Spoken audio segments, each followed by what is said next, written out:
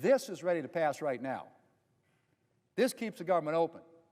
Not once were Democrats asked for what input should be in the bill. We were not told about it, we were not asked about it, etc.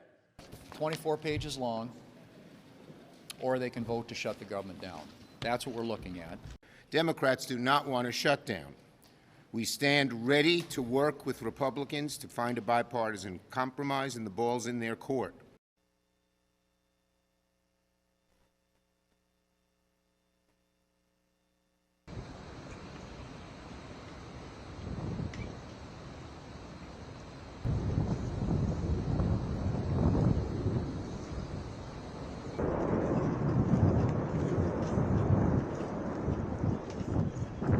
It's not about who wins or who loses or who gets blamed in all this.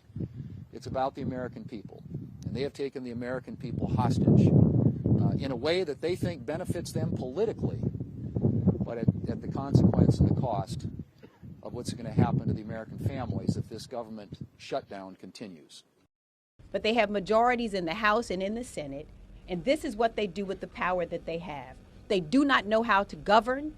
And the result of it is that when they fail to govern and they have now wrecked our economy, the next action that they take is to shut down the government.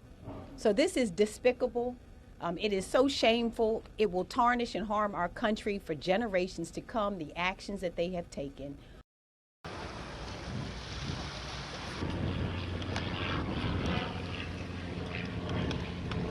This shutdown is a choice. A deliberate decision by Donald Trump and the Republicans to abandon the very people they were sent to Washington to represent. And they alone are responsible for this.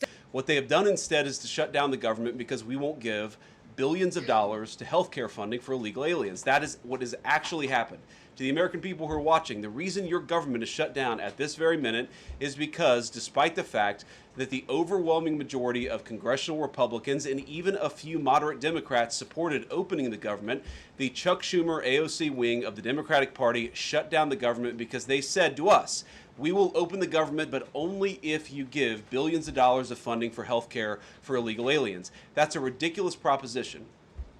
Why does the president want to fire some workers and not just furlough them? Why is this shutdown any different? Well, first of all, we haven't made any final decisions about what we're going to do with certain workers. What we're saying is that we might have to take extraordinary steps, especially the longer this goes on.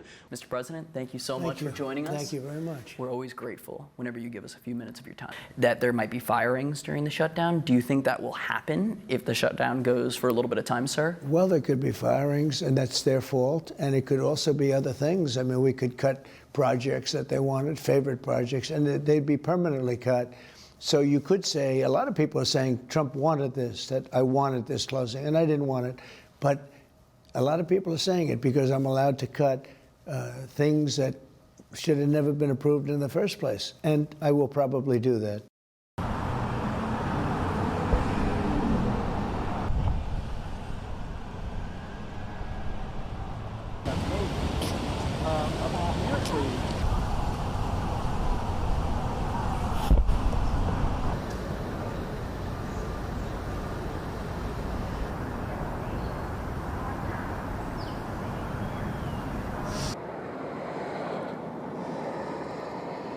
Stressful because you just have all this uncertainty.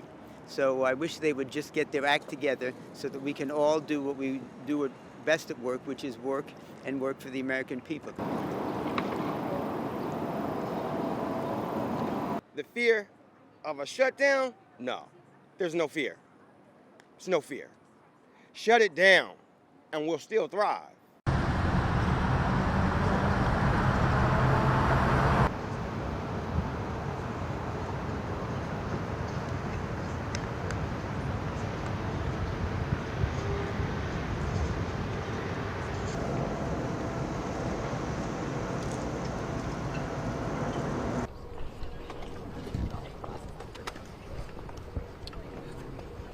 Good afternoon, everyone. Good afternoon.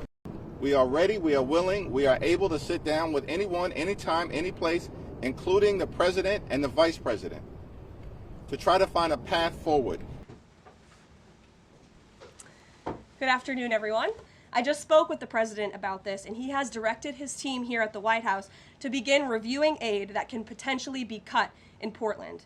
We will not fund states that allow anarchy. There will also be an additional surge of federal resources to Portland immediately, including enhanced CBP and ICE resources. Law and order will prevail, and President Trump will make sure of it. Ms. Baldwin. On this vote, the yeas are 46, the nays are 52. 3/5 of the senators duly chosen and sworn not having voted in the affirmative. The motion upon reconsideration is not agreed to. Madam President, Majority Leader. I move to proceed to the motion to reconsider the cloture vote on the motion to proceed to H.R. 5371. Mrs. Britt. Mr. Budd. On this vote, the yeas are 54 and the nays are 44. 3/5 of the Senate duly chosen and sworn not having voted in the affirmative. The motion upon reconsideration is not agreed to. Mr. President. The Senate Democrats have chosen to shut the government down.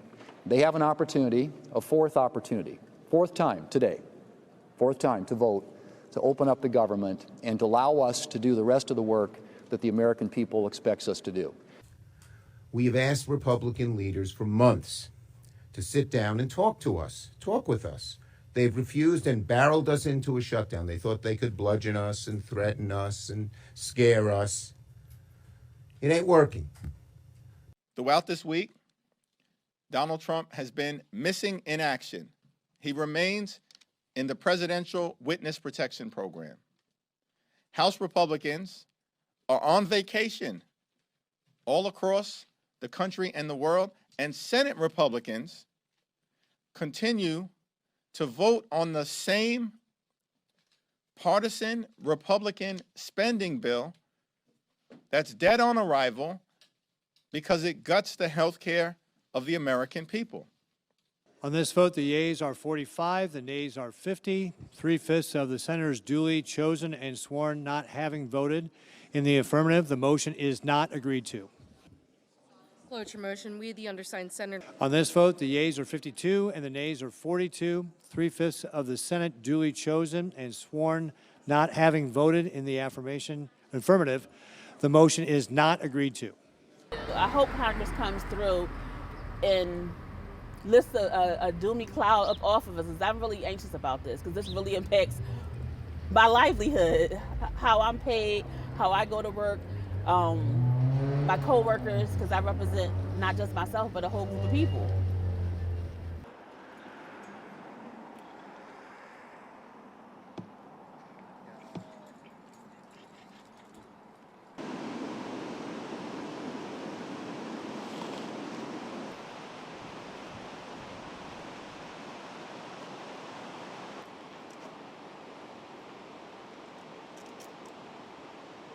But I would like to meet with both of them, but I set one little caveat.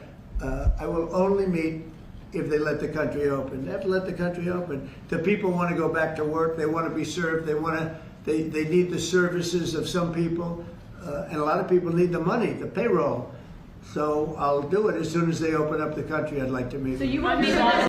Mr. President, I've come to the Senate floor tonight to ring the alarm bells. We're in the most perilous moment, the biggest threat to our republic since the Civil War. President Trump is shredding our Constitution. Look, it could be a disaster. It really could be, because at that point you're talking about people have missed 3 paychecks. They've missed 4 paychecks. How many of them are not going to show up for work? You take the TSA lines that are already too long, even right now, and say half of those people don't show up for work, not because they're not hard workers or good people, but because they've got to find a different job to feed their families. What happens when the security lines are not an hour long, but they're 4 hours long?